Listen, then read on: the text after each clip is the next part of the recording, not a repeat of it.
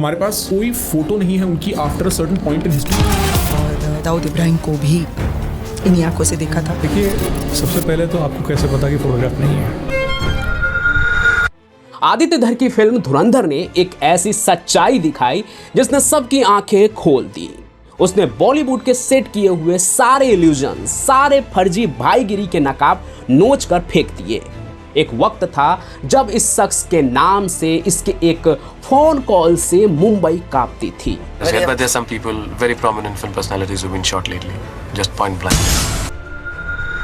और आज ये अपनी ही सांसों से लड़ रहा है। अपनी ही बनाई हुई जेल में घुट घुट कर पल पल मरने का इंतजार कर रहा है, वो भी भारत के डर से पाकिस्तान के कराची में। लेकिन क्या ये सच है?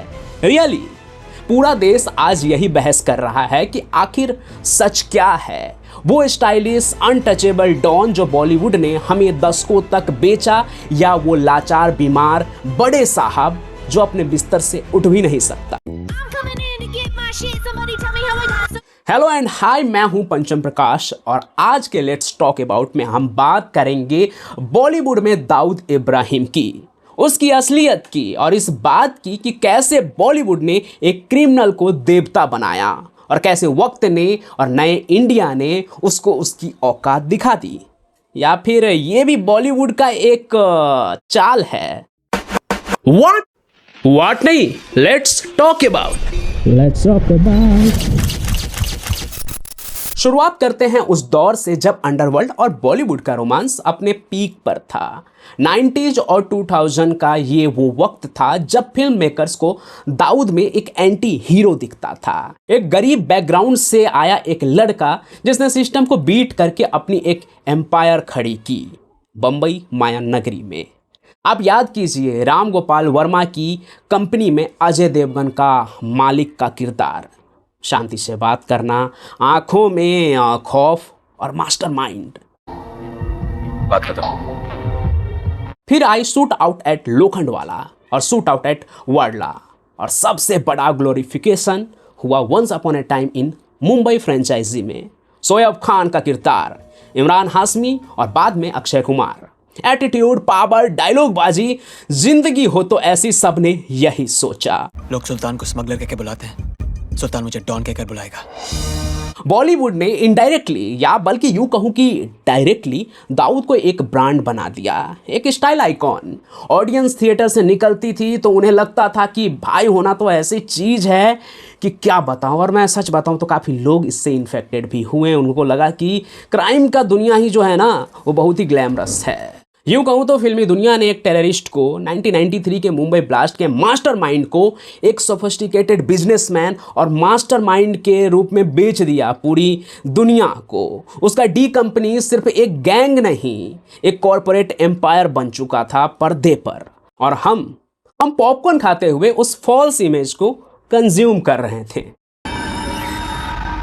लेकिन वक्त बदलता है और वक्त के साथ बदलता है देश का मिजाज। 26/11 के बाद और फिर जियोपॉलिटिक्स के बदलते हालात में इंडिया का स्टैंड टेररिज्म के खिलाफ बहुत एग्रेसिव हो गया।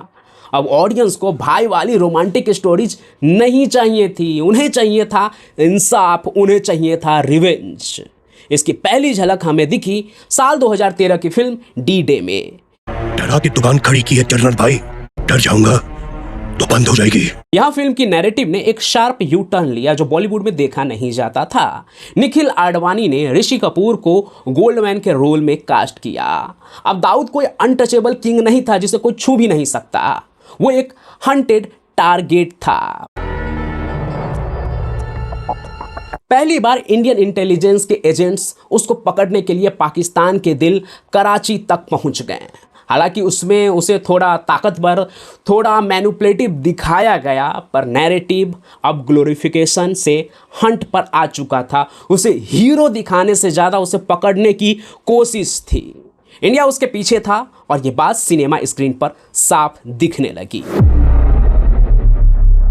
अब आते हैं ग्राउंड रियलिटी पर, जिसे हम डॉन समझते थे, उसकी असली हालत क्या थी।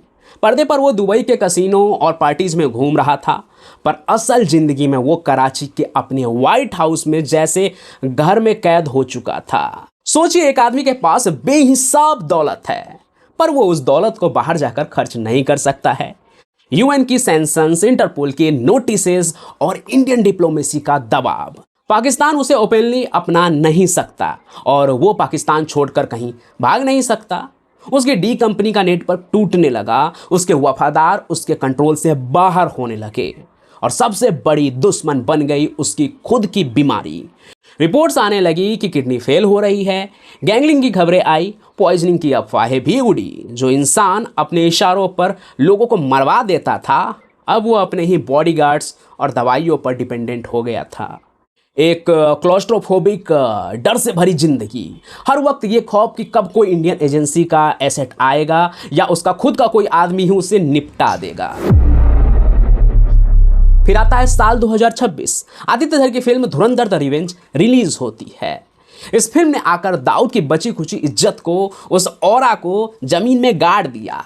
आदित्य धर ने वही किया जो जरूरी था। उसने दाऊद को कोई भाव नहीं दिया कि भाई को फिल्म में एकदम हीरोइज्म दिखाना है। फिल्म में दाऊद का किरदार देखिए, बड़े साहब, भौकाल इतना जमाया गया कि बड़े साहब तो दुनिया इधर से उधर कर देंगे कराची में बैठकर। वो रोल दानिश इकबाल ने किया था और क्या किया था। और लेकिन जब बड़े साहब का सीन आया तो मतलब ऐसा लगा कि बड़े साहब कश्मीर का हमारा मकसद जारी रहेगा। कोई भारी बीजीएम नहीं बजा, कोई एक्स्ट्रा इधर उधर वाले शॉट नहीं जिससे कि उसका भौकाल मचे, कोई एटीट्यूड वाले डायलॉग भी नहीं थे। वो सिर्फ एक लाचार, बीमार, बिस्तर पर पड़ा हुआ बूढ़ा दिखाया गया।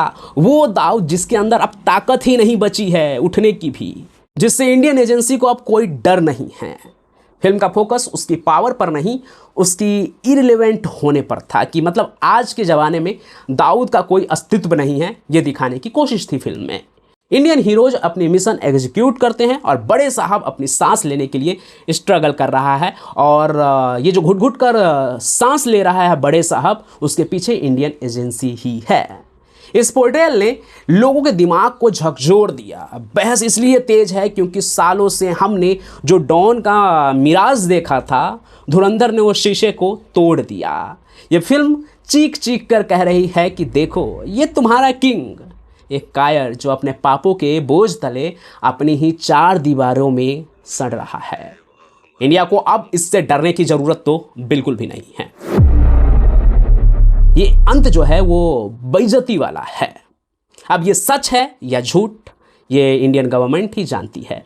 क्राइम स्टोरी मैंने लगभग 3 साल तक फॉलो किया है, उससे जुड़ी कहानियाँ सुनाई हैं, और जितना मैंने दाऊद के बारे में पढ़ा है इन किताबों से और भी कई जगह ऑनलाइन इधर उधर जहाँ भी मैंने पढ़ा, उससे मैं यही कह सकता हूँ कि दाऊद की कहानी नेगेटिव ट्रांसफॉर्मेशन की है। एक ईमानदार हेड कांस्टेबल के बेटे से देश का गद्दार बनने तक। बॉलीवुड का काम है फिल्म बनाकर पैसे छापना। तब दाऊद का भौकाल था तो दाऊद को खुश कर रहे थे फिल्म मेकर्स। आज के फिल्म मेकर भी किसी को तो खुश कर ही रहे हैं। इस सज्जन को क्या तकलीफ है भाई? बाकी यार फिल्म देखो, मस्त रहो, मौज करो, काहे को पॉलिटिक्स में पढ़ते हो। पर्सनली अगर मैं भूल जाऊं कि दाऊद भारत का दुश्मन है, सिर्फ एक फिक्शनल कैरेक्टर है, और उसे सिर्फ कहानी की तरह देखूं, तो बॉस उसकी पूरी लाइफ ही एक फिल्म है, एकदम मज़ेदार कहानी। लेकिन सच तो ये है ना कि वो देश का दुश्मन है। तो सच या झूठ से पढ़े, फिल्म में मुझे देश का दुश्मन हीरो की तरह नहीं, धुरंधर जैसा ही चाहिए, जो कि देश का दुश्मन हो और हमारी देश की एजेंसी उसके पीछे। पिछले 3 साल में मैंने 150 या 200 बार दाऊद की कहानी सुनाई है, और उसी बेसिस पर मैं एक बार फिर से कह रहा हूँ कि धुरंधर में 100% सच नहीं दिखाया गया है। लेकिन ऐसा नहीं है कि दाऊद को मारने की कोशिश नहीं हुई है। दुबई से लेकर कराची तक कई बार कोशिश हुई कि दाऊद को टर्मिनेट किया जाए, इसी सरकार में नहीं बल्कि कि पिछले सरकार में भी, लेकिन हर बार वो किसी न किसी तरह से बच गया, या क्या पता जहर का शिकार हो गया। खैर, I don't like raw crime, इसलिए मैंने वो चैनल छोड़ दिया, एक तरह से अलविदा कह दिया, जहाँ मैंने 0 से 1.5 लाख के फैमिली तक पहुँच गया था। 1.5 लाख सब्सक्राइबर हो चुके थे वहाँ पर। रोज़ करीब 1 लाख लोग मेरी कहानियाँ देखते थे। उसमें से कई लोग आज भी मैसेज करते हैं कि क्राइम की कहानी सुनाऊं, लेकिन रॉ क्राइम स्टोरीज़ तो फ़िलहाल नहीं सुना पाऊँगा। लेकिन फिल्म से जुड़ी अगर कोई भी कहानी है, यानी कि किसी भी रियल गैंगस्टर, किसी रियल गैंग वॉर के ऊपर अगर कोई फिल्म बनी है, तो उस फिल्म को हम रिव्यू कर सकते हैं कि कैसे क्या कुछ है। जैसा कि आज के इस स्टोरी में हमने किया कि बॉलीवुड में दाऊद को किस तरह से दिखाया गया शुरू से लेकर अंत तक। तो इस तरह की कहानियां मैं कर सकता हूं, उस पर हम बातचीत करेंगे एकदम मज़ेदार तरीके से। तो ऐसी कोई लिस्ट है आपके पास कोई नाम है, तो उससे जुड़े जो भी टॉपिक है आपको मुझे कमेंट कीजिए, उस पर हम धीरे धीरे कहानी लेकर आएंगे। हफ्ते में एक कहानी तो ज़रूर लेकर आएंगे। और अगर आप रॉ स्टोरी टेलिंग देखना चाहते हैं, मिस्टीरियस कहानियाँ, तो मैंने एक और चैनल शुरू किया है, नाम है स्टोरी प्लॉटर, लिंक डिस्क्रिप्शन में है, तो आप जाकर सब्सक्राइब ज़रूर कर लीजिएगा। आज के लेट्स टॉक अबाउट में बस इतना ही। आगे और क्या चाहते हैं कमेंट कीजिए, और साथ ही साथ इस चैनल को सब्सक्राइब भी कर लीजिए और शेयर भी। Signing out for today, love you and bye. देखो यार, दाऊद को तुमने फिल्मों में भी देखा होगा, और अभी तो धुरंधर में हालिया जो तुमने देखा होगा, वहाँ पर हीरो से तुमने एक लाचार विलन के रूप में देखा होगा।